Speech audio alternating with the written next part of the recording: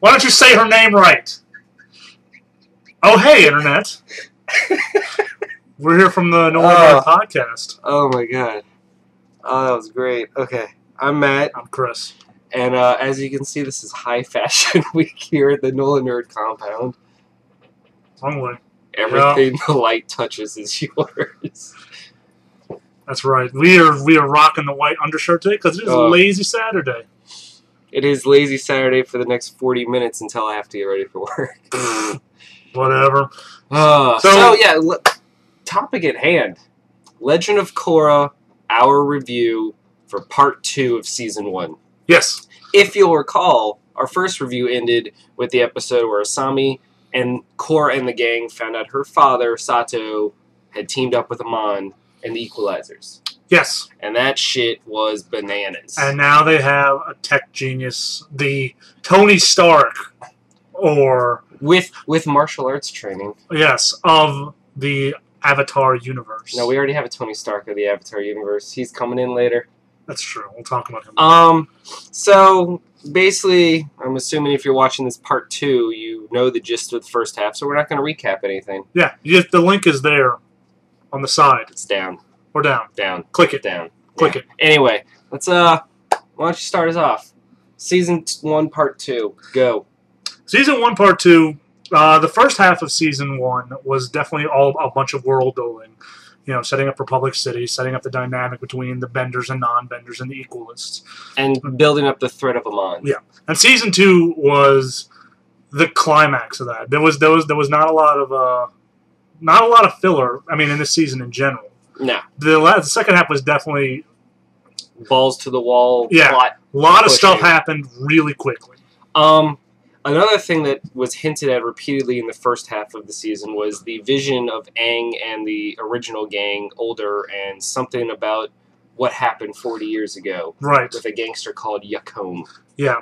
We learned that Yakone was one of the most powerful bloodbenders on the planet. That was one of the best parts of this second half, I believe. There was I think the second part could be summed up into 3 holy shit moments for me. Okay. I guess we didn't really spoil much in the first review. We didn't. You want to continue that trend now, or? I don't care. The season has been over for... We'll throw spoilers on. Yeah, the season's been over for like 4 weeks. For me, the 3 biggest things were the fight between Korra and Counselor Tarlok. Yes. Yes. Oh, that was awesome. That was some good waterbending. Number 2 holy shit moment was the reveal of Amon. Yes. And for me, number 3 was the appearance of a brand new character voiced by a fan favorite, General Iroh, Zuko's son. Yes. Comes to the rescue in the twilight hours of the series. He only appears for 3 episodes. Yeah. But he quickly becomes a fan favorite. Yeah, I mean, he's basically, you know, Zuko. But with less... less baggage. With less honor. Honor. No, because he already has his honor. He already has it, yeah. He's an admiral. Because he had a good father. General. He had a good father. He did. As opposed to Zuko. What about you? What were your holy shit moments of the second part? It was definitely the waterbending fight between Korra and... You mean Tarlok's waterbending? Yeah, Tarlok's Tarlok, I think this is the first time we've seen malevolent waterbending used on such a scale. We've seen malevolent bloodbending before. Yeah. But this is when we saw a fully trained waterbender just out for blood. And it was awesome. When he made the water bubble and started throwing ice daggers that was so over cool. and over and over. Yes. It was awesome. This also, just like lightning bending has become very prevalent and metal bending, we find that blood bending was deemed illegal because Katara hated the notion of it, but there still exists some. Now, we're not sure... I think the level of their blood bending was only... Yeah, I think it was only that family. Yeah. I don't think it's as well... I don't think it's something that, like... Can only be done on the floor. Like, lightning bending we've seen has been used to power Republic City, and it's like a blue-collar thing now. Metal bending can be different. I don't think you can teach blood bending. No. I mean, I think you can teach it. Clearly. I mean... You have to just have the innate power. I mean, you have to be at a certain point to do it. Yeah. Because Yakone and his kids were really powerful waterbenders, and conceivably you could, but Yakone was the only one who knew it, and The big twist in this season was that a lot of people were speculating that Amon and Tarlok were one and the same because it seemed Tarlok, with each ridiculous move with his power and government, was seemingly making Amon's position more favorable. Yes. So you're like, oh, they're clearly the same person working two sides of the same coin. Which I admit, I thought that too for a bit. And they do a good job of making that a very convincing red herring. Yeah. Until Korra confronts him, and he takes matters into his own hands, in which was one of the greatest parts of this season. But the reveal that Tarlok and Amon were brothers, and their father was the biggest gangster / bloodbender of Republic City, and that they're both just trying to fulfill their father's wishes of taking control of Republic City in two vastly different ways. Yes. Yeah, Amon was basically raised to be this bloodbending sociopath. Sociopath? What? Sociopath. And the equalist movement really generates from his hatred of his father having made him bend, like bloodbend wolves and bison, yaks, and people, for years and years and years. So he truly does believe bending is evil. Yes, and Tarlok was basically just starting over a new life and trying to control it through the right way, not through gangsterism. Trying to rise to power through being the people's hero. Yeah, not the villain. And that dynamic was very cool. Yes. But let's talk about the growth of the other characters. Yeah, we see how much of a dick Mako is. Right. See, out of everyone else, like, I think everyone had a rise in character except for Mako, who I know everyone was like, oh, we really want Mako and Korra to be together, but the way he went about it, it was so unlikable. Yeah, I want Mako and Korra to diddle. He's with Asami. Well, maybe he should ignore her for the rest of the season and then be a gigantic ass to her. Maybe, because I felt, you just feel bad for her. Like, she gave up everything to join the Avatar. Yeah. And all Mako can do is be like, I want Korra. It's like, I'm really worried about Korra. Are you? We're all worried about Korra. Yeah, but fuck you, I'm worried about her the most. I am the most worried about Korra. It's just, but even the finale where he's just like, I love you.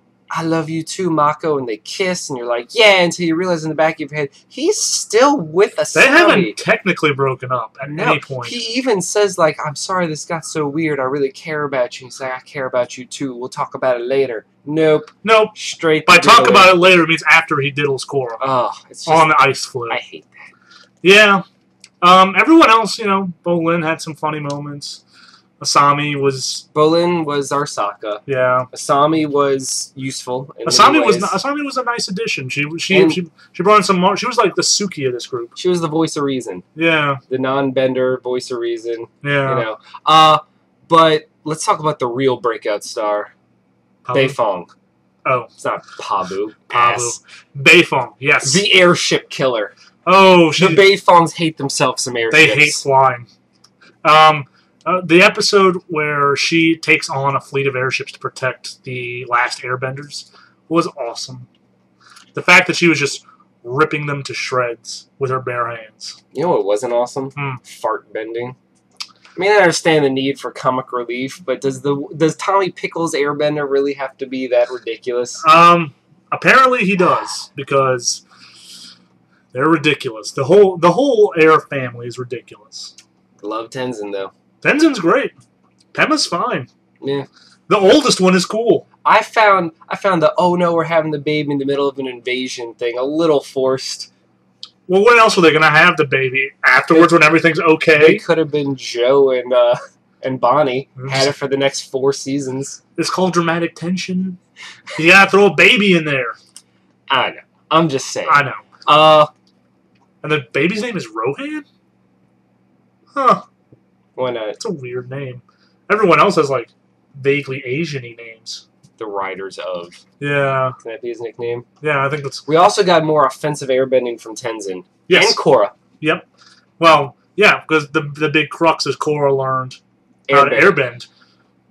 Through... vaguely undefined terms. Yeah. Here's my take on it. All right, the story was they finally confront Amon after he's launched his full-scale invasion of Republic City. He's winning. Tarlok tells him his secret. He's a waterbender and very powerful bloodbender who's using his power to shut off people's attachment to the elements. Yes. They confront him. Amon chases him, uses bloodbending to actually take Korra's bending away. He defeats the Avatar. But he only takes away the 3 elements she already had. Right. So apparently, whatever mental block was blocking her spiritual and airbending became unleashed with nothing else in focus. Like, with nothing else, it came when you hit pouring rock through. Yeah. I guess it was like the chakra thing from season 1, where if the path is blocked, it doesn't flow. Oh. She was so angry and aggressive all the time that with those gone and seeing Mako in danger, broke through an airbending blast. Hate Mako. Yeah, no, I didn't even think about that. That makes a lot of sense. It makes better than cuz. Yeah, that was my take on it. Plus, it explains why her spiritual side comes up, and we finally get her meeting her past lives. Jafar. Most notably, Jafar was the firebender before Roku. Yeah. Apparently, I want to point out, rewatching the show when we did a couple of weeks ago, that we didn't have time to think about it. So it was a little weird because it's just like, I take your bending, except for your bending, which you still have. No, but that's what I took from it, because she technically never had it, so it was never there to take away. Yes. Because the way I look at it is, Amon had to know what bending to sever you from. Right? Yeah, I guess. So, I guess he never needed a reason to take airbending because they all knew that she didn't have airbending. And there's only like 4 airbenders as it is. Yeah. So. But, let's see, what else? You want to talk about the ending? We have to. Well, the part where we have to talk about Iroh. He comes in with the fleet to save Republic City, only to be destroyed by essentially Pearl Harbor. Yeah. But it led to the greatest moment ever, where we now call him Iroh Man, because he uses his fire thrusters Azula style to fly around the sky, taking down airplanes, and you just can't help but think of like an Avatar Nation Iron Man in that sense. That was pretty cool. That was I'm sure it's been done. Well, Azula. Yeah. I mean, but the ending, there's some complaint that it wraps things up too nicely. Because this was originally based to be a miniseries, so it had to wrap itself up. That's my major issue, is that everything was, Amon was defeated, and then he was killed. Well, he escaped with his brother, who, in order to atone for both of their mistakes, kills them both. Yeah, and then Korra touches with her spiritual side and gets all her bending back, and becomes a fully realized Avatar, and then she falls in love with Mako, and then she just starts returning bending back. See. Would you like my explanation? Yeah. She finally gets in touch with her spiritual side, which means she finally gets to get in touch with Aang. Mm-hmm. Aang, the only Avatar who can energy bend. Yes. Who then passes the knowledge on to her. That's what them touching and glowing means, which means she can now energy bend, and I can only assume if the Avatar can take bending away, he can return it if needed. Probably. So, that's why. Yeah. It's a little too neat. Like, every thread is tied. But you have to understand why. I do. Okay. I don't have to like it. I understand. I just don't understand how you can not like that. It's not like they had a choice. I don't like it. If this was all there was, yeah, and you just wanted all these plot points hanging in the air, I would like at least 1 or 2. Why? 'Cause there is 1 or 2. What? How does Republic City rebuild after that? It's not there's a rift between them now. Benders and non-benders. It's there. Okay. What about the Korra? Now that Korra's an Avatar, what's she gonna do? Okay. That's sequel stuff. I'm talking about the stuff that they fixed at the end of it. I'm happy they ended it all. Because the original show was a continuation. This might have been all there was. Yeah. There we go. I'm just saying. Okay. Okay. Anything else you got? Nope. Nothing else about the show you want to mention? Not in 30 seconds. Ugh. Oh, all right. Overall, rate this season. Rate part 2 of season 1, and then season 1 as a whole. I give part 2 an A. I guess I give the season overall like a B plus A minus. Okay. I give it part 2 an A, and I just give season 1 as a whole A. especially if you compare it to season 1 of the original show. Right. All right, I'm Matt. Chris. We're the Nola Nerds. Peace.